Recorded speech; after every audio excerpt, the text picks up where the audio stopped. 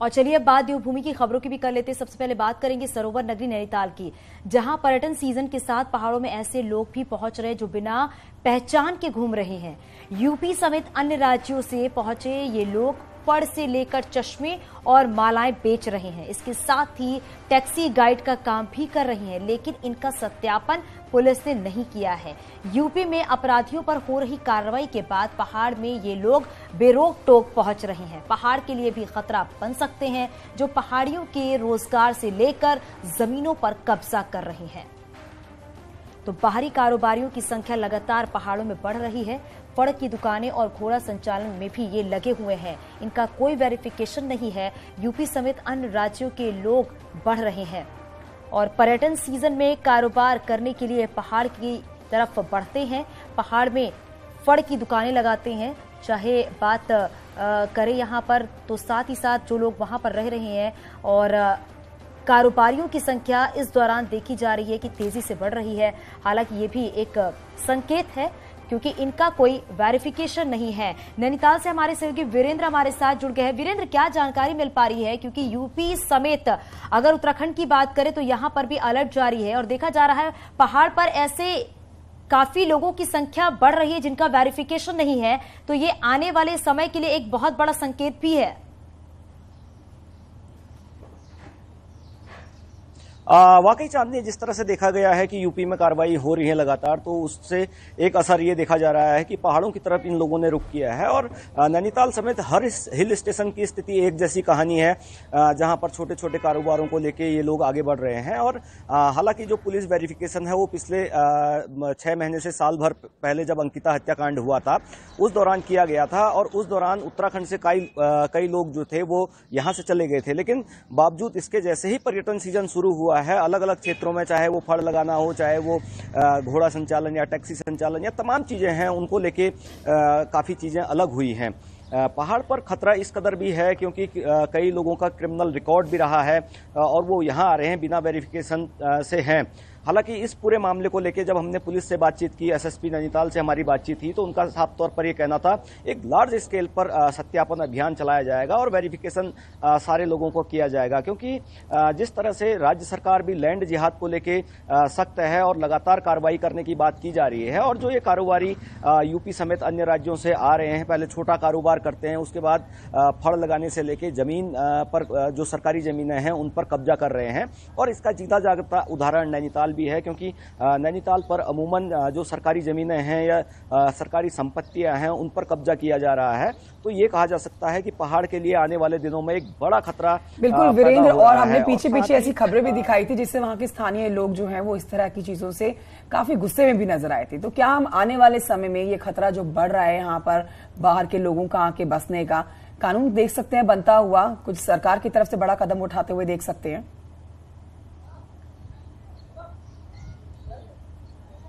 बिल्कुल, सरकार लगातार इस बात को कहती रही है कि वो लैंड जिहाद नहीं होने देंगे और जो सरकारी जमीनें हैं उनको खाली कराया जाएगा। लेकिन जिस तरह से बाहरी राज्यों के लोग, यूपी समेत अन्य राज्यों के जो लोग हैं, उन्होंने पहाड़ का रुख किया है और पर्यटन सीजन में पूरी तरीके से पहाड़ में वो लोग आ रहे हैं, तो ये कहा जा सकता है कि आने वाले दिन जो हैं वो सरकार के लिए और प्रशासन के लिए एक चुनौती भी बने हैं। और उम्मीद यही की जा रही है वीरेंद्र कि आने वाले समय में पर्यटन सीजन में जो फड़ की दुकानें और जो कारोबारी की संख्या लगातार बढ़ रही है उसको रोका जा सके। बहुत शुक्रिया इस पूरी जानकारी के लिए वीरेंद्र। आगे बढ़ेंगे, आपको बताएंगे पौड़ी में लैंसडॉन के रिखनी खाल और दूमाकोट इलाके में बाघ की दहशत बनी हुई है, जिसके बाद प्रशासन और फॉरेस्ट की टीमें जंगल में कॉम्बिंग ऑपरेशन चला रही हैं। कॉम्बिंग ऑपरेशन चला के बाघ की तलाशी की जा रही है।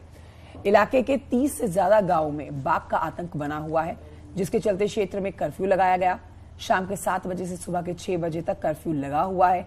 वहीं 2 दिनों तक सभी स्कूल्स, आंगनबाड़ी केंद्रों को बंद रखने के निर्देश दिए गए। बाघ कई लोगों को अपना निवाला बना चुके हैं। बताया जा रहा है कि बाघ तकरीबन 5 फीट ऊंचा है और उसके साथ 2 और शावक भी मौजूद हैं। क्षेत्रीय विधायक दिलीप रावत ने बाघ को नरभक्षी घोषित कर तुरंत मार गिराने की मांग की है।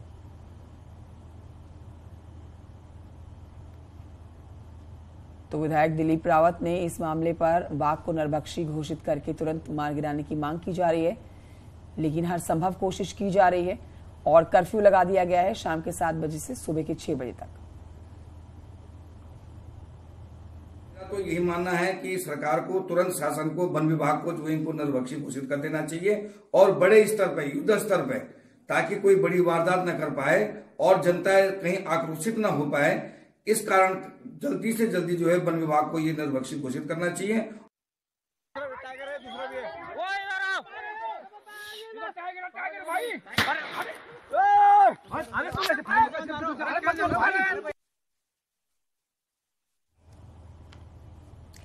कोटद्वार से हमारे सहयोगी अनुपम भारद्वाज इस समय इस खबर पर और जानकारी के साथ लाइव मौजूद हैं। सीधे रुख करेंगे अनुपम की तरफ। अनुपम, सरकार की तरफ से कोशिश की जा रही है, वन विभाग की तरफ से कोशिश की जा रही है इस बाघ को जल्द से जल्द पकड़ने के लिए। कुछ गाइडलाइंस भी निकाली गई है, कर्फ्यू भी लगाया गया है। क्या कोई सफलता हाथ लगती हुई नजर आ रही है अब तक?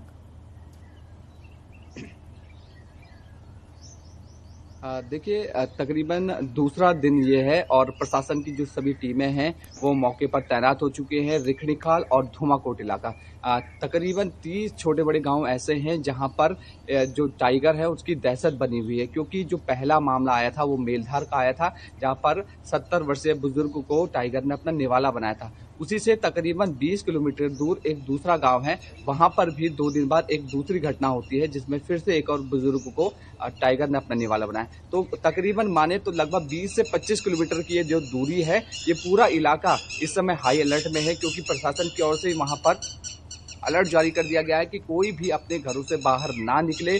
कोई भी जो आंगनबाड़ी है, स्कूलें हैं, वो 2 दिनों तक बंद करने के आदेश जारी कर दिए गए हैं। इसके अलावा कॉम्बिंग की जा रही है पूरे आसपास के इलाकों में, क्योंकि कॉर्बेट से सटे हुए सारे इलाके हैं, वहां पर अक्सर टाइगर आता है। लेकिन हमलावर टाइगर इस बार हो गया है और ये एक टाइगर नहीं बल्कि 3 टाइगर है। पहले बताया जा रहा था कि एक टाइगर है, लेकिन जब कॉम्बिंग की गई तो पता चला कि एक टाइगर है और उसके साथ 2 और शावक भी मौजूद है।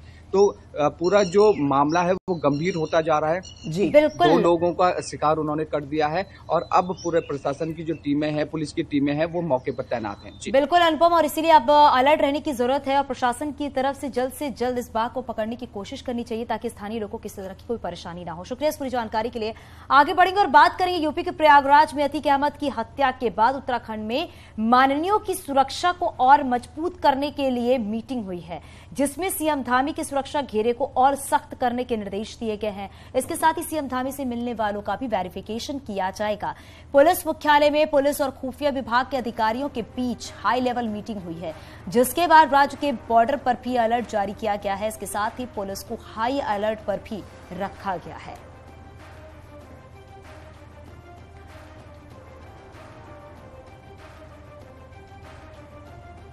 हमारे पड़ोसी राज्य में हुए घटनाओं के मद्देनजर हमारी डिस्ट्रिक्ट पुलिस को सबको हाई अलर्ट पे रहने का डीजी साहब ने निर्देश दिए हैं। उसके अतिरिक्त सुरक्षा व्यवस्था जो कैटेगरी के हैं उनकी कैटेगरी के हिसाब से पूरा रिव्यू भी कराया जाए और उसको पूरा without any loop hole enforce भी कराया जाए, ये भी इंस्ट्रक्शंस जारी है। एक और खबर दें आपको, जानकारी ये महत्वपूर्ण है, जिसमें देहरादून में आज पुष्कर सिंह धामी मुख्यमंत्री कैबिनेट की आज अहम बैठक होगी। शाम के 4 बजे सचिवालय में मीटिंग होने जा रही है, जिसमें कई अहम प्रस्तावों पर मोहर लग सकती है। शाम 4 बजे सचिवालय में ये बैठक होनी है। कई अहम प्रस्ताव हैं जिनको पेश किया जाएगा और उन पर मोहर लग सकती है। बेहद महत्वपूर्ण ये बैठक आज पुष्कर सिंह धामी सरकार की तरफ से की जा रही है शाम के 4 बजे। देहरादून के मेयर सुनील उनियाल गामा की दिक्कतें कम होने का नाम नहीं ले रही हैं। आय से अधिक संपत्ति को लेकर जल्द विजिलेंस जांच कर सकती है। दरअसल अधिवक्ता विकेश नेगी ने मेयर पर पहले भी आय से अधिक संपत्ति के आरोप लगाए थे, जिसकी जांच के लिए विजिलेंस में भी शिकायत दर्ज की गई थी। शिकायत पर कार्रवाई न होने पर विजिलेंस कोर्ट में याचिका दायर करके मेयर के खिलाफ केस दर्ज के साथ जांच की मांग की थी, जिसको कोर्ट ने स्वीकार कर लिया है। अब पूरे मामले में 2 मई को सुनवाई होगी। वहीं मेयर सुनील उनियाल गामा से हमने बातचीत करने की कोशिश की, लेकिन वो फिलहाल जवाब नहीं दे रहे हैं।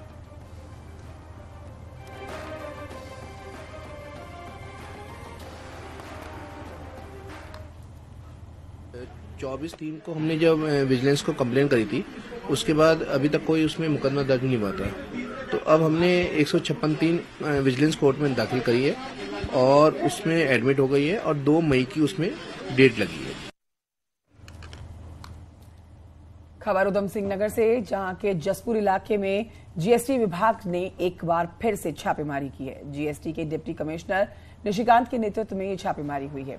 करीब 8 टीमें बनाकर अलग अलग जगहों पर एक साथ रेड की गई। करीब 1 महीने पहले यहां बड़े स्तर पर छापेमारी हुई थी और तब करोड़ों की टैक्स चोरी का खुलासा हुआ था। अब भी टैक्स चोरी की शिकायत पर छापेमारी की गई, जिसके बाद व्यापारियों में हड़कंप मचा है।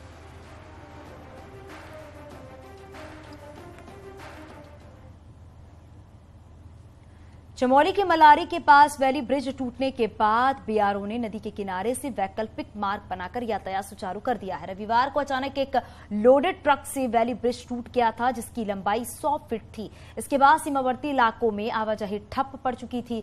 रात भर काम करने के बाद बीआरओ की टीम ने धौली नदी के किनारे से वैकल्पिक मार्ग बनाकर वाहनों की आवाजाही शुरू कर दी है। इसके साथ ही नया पुल बनाने का काम भी शुरू कर दिया गया है।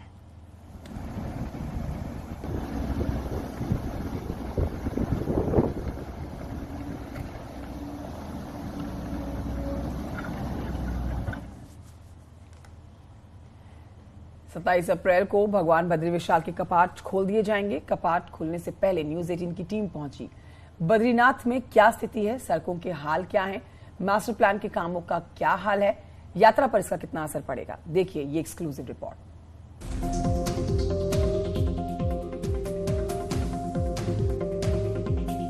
भगवान बद्री विशाल की यात्रा का मुख्य पड़ाव जोशीमठ है।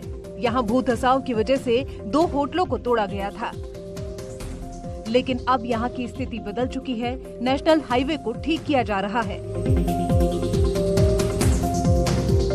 सबसे पहले बात करेंगे जोशीमठ नगर की, तो जोशीमठ नगर में जो जनवरी महीने में दरार पड़ी थी, भू धसाव हुआ था, उसके बाद कई होटलों पे दरार पड़ी और होटलों को ध्वस्त तक करना पड़ा, लेकिन अब हालात सुधर रहे हैं। बद्रीनाथ धाम की यात्रा का दूसरा मुख्य पड़ाव है पांडुकेश्वर। जोशीमठ से पांडुकेश्वर तक की दूरी 20 किलोमीटर की है। पांडुकेश्वर में शीतकाल में उद्धव और कुबेर जी विराजमान होते हैं। जब भगवान बद्री विशाल के कपाट खुलते हैं, तब उद्धव और कुबेर जी की डोली भी बद्रीनाथ धाम के लिए रवाना होती है। जोशीमठ के बाद बद्रीनाथ धाम का मुख्य पड़ाव पड़ता है पांडुकेश्वर, और इस समय हम पांडुकेश्वर में मौजूद हैं। यहाँ पे भगवान कुबेर का मंदिर है। उद्धव जी शीतकाल में यहीं विराजमान रहते हैं। बद्रीनाथ धाम में मास्टर प्लान के कार्यों के दूसरे फेज में मंदिर परिसर के आसपास के इलाकों को खाली किया गया है। तप्त कुंड के इलाके को भी खाली कर दिया गया है। अलकनंदा नदी का सौंदर्यकरण किया जा रहा है। इससे पहले नेत्र झील और बद्री झील का सौंदर्यकरण किया जा चुका है। लूप रोड निर्माण कार्य वर्तमान समय में जारी है। इस समय हम बद्रीपुरी में मौजूद हैं। आपको बद्रीपुरी की तस्वीरें दिखा रही है। देखिए, मास्टर प्लान के तहत इस बार बद्रीनाथ धाम के आसपास के इलाकों को खाली कर दिया गया है। जो पुराने और जो धर्मशाला थे उनको सारा तोड़ दिया गया है। जो नदियों का जो सौंदर्यकरण है, जो घाटों का जो सौंदर्यकरण है, उसका कार्य यहाँ पे चल रहा है। आप देखिए, दूसरी तरफ आप एक तस्वीर देखिए, जो तप्त कुंड यहाँ पे इस बार है वो पूरा खाली हो चुका है। तप्त कुंड के आसपास के इलाके को भी खाली किया जा रहा है, यानी कि इसको नए तरीके से बनाया जाएगा, नई तरीके से विकसित किया जाएगा। हालांकि इस वर्ष ये काम थोड़ा देरी से होगा, क्योंकि 2 महीने जो बद्रीनाथ धाम में बर्फबारी रही, उसके बाद भी काम नहीं हो पाया, और अब अप्रैल में यात्रा शुरू हो जाएगी तो ये काम बाधित रहेगा। लेकिन आने वाली समय में बद्रीपुरी आपको नई सी दिखाई देगी। बद्रीनाथ धाम में कुल मिलाकर मास्टर प्लान का कार्य अभी जारी है और यात्रा भी शुरू होने वाली है। ऐसे में कुछ समस्याएं जरूर उत्पन्न हो सकती हैं, लेकिन भविष्य में केदारनाथ की भांति बद्रीनाथ धाम की तस्वीर भी बदली। बाबा केदारनाथ के धाम में अब आईटीबीपी की एक प्लाटून को परमानेंट रखने की तैयारी चल रही है, जिसके लिए जिला प्रशासन ने केंद्र सरकार को एक पत्र भेजा है। केदारनाथ धाम में यात्रा सीजन के 6 महीने में सुरक्षा का जिम्मा स्थानीय पुलिस संभालती है। वहीं रेस्क्यू संबंधित कामों के लिए एसडीआरएफ तैनात रहती है। लेकिन अब इनके साथ आईटीबीपी के जवान भी देखने को मिल सकते हैं, जो अभी तक केवल शीतकालीन में केदारनाथ धाम की सुरक्षा में तैनात थे, जिनका कपाट खुलते ही समय समाप्त हो रहा है। लेकिन जिला प्रशासन ने आईटीबीपी के जवानों की तैनाती साल भर रखने के लिए केंद्र सरकार से मांग की है, जिसके लिए धाम में एक परमानेंट सेटअप भी तैयार किया जाएगा, जिसके लिए जमीन भी तलाश कर ली गई है। तौर पे मंदिर की सुरक्षा को देखते हुए और क्राउड मैनेजमेंट को देखते हुए आईटीबीपी हो या एनडीआरएफ हो, एसडीआरएफ हो, सभी की तैनाती हम लोग चाहते हैं कि मंदिर के आसपास रहे, ताकि सभी से हमें सहायता मिल सके। और इसमें आईटीबीपी ने पिछले जब से कपाट बंद हुए हैं उस समय से लेकर अभी तक वहाँ पर तैनाती की है, काफ़ी हमारी सहायता करी है।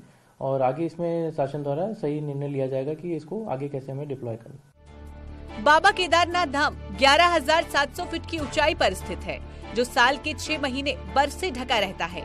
यहाँ सर्दियों में तापमान करीब -30 डिग्री तक चला जाता है। इन विकट परिस्थितियों में रहने के लिए आईटीबीपी को महारत हासिल है, क्योंकि आईटीबीपी इससे कई ज्यादा ऊंचाई पर देश के बॉर्डर पर तैनात रहती है। जो है एक प्लाटून डिप्लॉय है, जो कि यहाँ पे तीनों गेटों पे हमारे जो है परमानेंट 24 घंटे 3 संतरी रहते हैं। बाकी हम लोगों को कोई दिक्कत नहीं आती है, क्योंकि हम लोगों का सभी राशन वगैरह जो है हम एडवांस में सारा लेके आए थे। धाम में आईटीबीपी के परमानेंट रहने से कई फायदे मिलेंगे। एक तो किसी भी आपदा के समय आईटीबीपी रेस्क्यू में एसडीआरएफ की मदद करेगी, तो वहीं यात्रा के दौरान पुलिस की भी सहायता करेगी। न्यूज़ 18 के लिए केदारनाथ धाम से सत्येंद्र बत्रवाल की रिपोर्ट।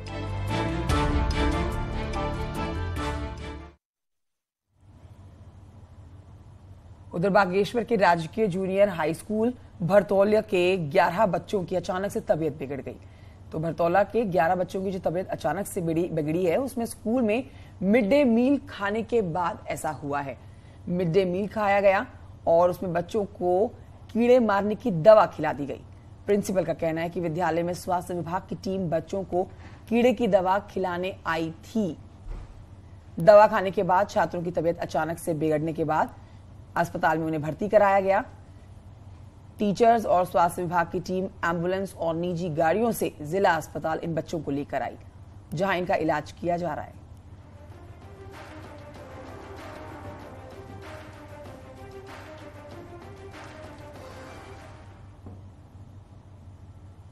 उत्तराखंड के जिलों में बंद कैदी सरकार के लिए सिरदर्द बने हुए हैं और इस छोटे से पहाड़ी राज्य में कैदियों की संख्या इतनी बढ़ चुकी है कि उन्हें ठूस ठूस कर जेल में रखा जा रहा है। उत्तराखंड में अपराधियों की संख्या इतनी ज्यादा बढ़ चुकी है कि उनके लिए जेल भी छोटी पड़ गई है। हाल ही में जारी की गई इंडिया जस्टिस रिपोर्ट के मुताबिक उत्तराखंड की 11 जेलों में क्षमता से 185% ज्यादा कैदी हैं। रिपोर्ट के मुताबिक देहरादून जेल में 580 कैदियों के मुकाबले 1763 कैदी हैं। हल्द्वानी जेल में 535 के मुकाबले 1792, वहीं हरिद्वार में 888 के मुकाबले 1291 कैदी बंद हैं। यही हाल सितारगंज, नैनीताल, चमोली, पौड़ी और टिहरी का भी है। कुल मिलाकर 3741 कैदियों को रखा जा सकता है, लेकिन यहाँ की जेलों में 6918 कैदी बंद हैं। इसको देखते हुए हम दोनों तरफ काम कर रहे हैं। एक इंफ्रास्ट्रक्चर डेवलपमेंट, तो जेलों को बढ़ाने का जो हमारा प्रस्ताव है, नई जेलें बनाने का, उस पर कार्य किया जा रहा है। साथ ही साथ जो प्रिजनर्स जेल में हैं जिनको प्री मैच्योर रिलीज किया जा सकता है, तो नियमावली में संशोधन करके और उसके साथ इन प्री मैच्योर रिलीज के लिए भी कंसिडर किया जा रहा है। अपनी संस्कृति और प्राकृतिक खूबसूरती से देवभूमि उत्तराखंड की देश और दुनिया में अलग पहचान है, लेकिन इसी देवभूमि में अपराधियों की संख्या भी कम नहीं है और यही कैदी सरकार के लिए सिरदर्द बन चुके हैं। न्यूज़ 18 के लिए देहरादून से सत्येंद्र बर्तवाल की रिपोर्ट। और बात कर लेते देहरादून में डीएम हर सोमवार जनता दरबार लगाती ताकि लोगों की समस्याओं का समाधान किया जा सके, लेकिन कुछ लोग ऐसे भी हैं जो लंबे समय से डीएम के जनता दरबार के चक्कर काट रहे हैं, लेकिन उन्हें उनकी समस्याओं का समाधान नहीं मिल पा रहा है। ऐसे में शिकायतकर्ता खालिद हुसैन भी, जो कि चल फिर नहीं सकते, लेकिन फिर भी वो व्हील चेयर पर बैठकर जनता दरबार के चक्कर काट रहे हैं। उनका कहना है कि मेरी जमीन की खतौनी सही नहीं होनी थी, जो कि नहीं हो पाई है। खालिद का कहना है कि डीएम सोनिका से पहले रहे डीएम के समय से उनका ये मामला अटका हुआ है। उधर पिथौरागढ़ में चाइना बॉर्डर पर बसा नाबी गांव कई मायनों में स्पेशल है। ये गांव जहां खुद को होमस्टे के रूप में स्थापित कर चुका है, तो वहीं आदि कैलाश और ओम पर्वत के करीब होने से इसके मायने और बेहद खास हो जाते हैं। अब आदि कैलाश यात्रा शुरू होने में इसमें फिर से रौनक बढ़ने लगेगी।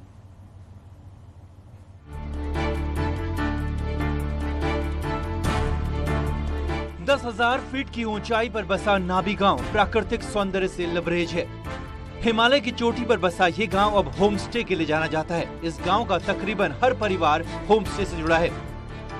नाभी गांव ने होम स्टे में पहला कदम 2017 में रखा था और बीते 6 सालों में यहाँ 4 दर्जन से ज्यादा परिवार होम स्टे से जुड़ चुके हैं। ग्रामीणों की इस पहल से जहाँ लोगों को अपने घर पर ही रोजगार मिल रहा है, वहीं चीन और नेपाल बॉर्डर पर बसा इलाका भी आबाद हो रहा है। हमारे पूर्व एमडी साहब थे श्री धीरा सिंह गरब्याल जी, उन्होंने हमें मतलब एक जिम्मेदारी दी कि आप होम स्टे चलाएंगे करके, तो हमने उस जिम्मेदारी को हमारे पूरे 21 परिवार के साथ चलाया था, जो बेरोजगार है बिल्कुल ही। वो हमारे 2017 में हमें रोजगार के रूप में एक होम स्टे का मतलब हमें कार्य मिला था। कैलाश मानसरोवर यात्रा के दौरान यहाँ काफी चहल पहल रहती थी, लेकिन साल 2020 में यात्रा बंद होने से पर्यटन कारोबार लगातार घाटे में रहा। अब जब कैलाश मानसरोवर यात्रा के बदले आदि कैलाश यात्रा शुरू होने जा रही है, तो जाहिर है इस गांव की रौनक फिर लौटेगी। ओम पर्वत के करीब होने से नाभी का महत्व और ज्यादा बढ़ जाता है। यहाँ की जो अद्भुत खूबसूरती है, यहाँ को देख के, इस अद्भुत खूबसूरती को देख के मैं गदगद हो गया हूँ। मतलब इतना सुंदर इलाका हमारा आज तक ये छुपा था, जिससे हमारे पिथौरागढ़ का टूरिज्म लेह लद्दाख और हिमाचल को काफी पीछे छोड़ सकता है। दशकों के इंतजार के बाद नाभी गांव रोड से भी जुड़ चुका है, जिस कारण यहाँ की राह अब काफी आसान हो गई है। हिमालय में मौजूद इस इलाके में पर्यटन की अपार संभावनाएं मौजूद है। बस जरूरत है तो जरूरी सुविधाओं की, ताकि सैलानियों की ये पहली पसंद बन सके। न्यूज़ 18 के लिए पिथौरागढ़ से विजयवर्धन उप्रेती की रिपोर्ट।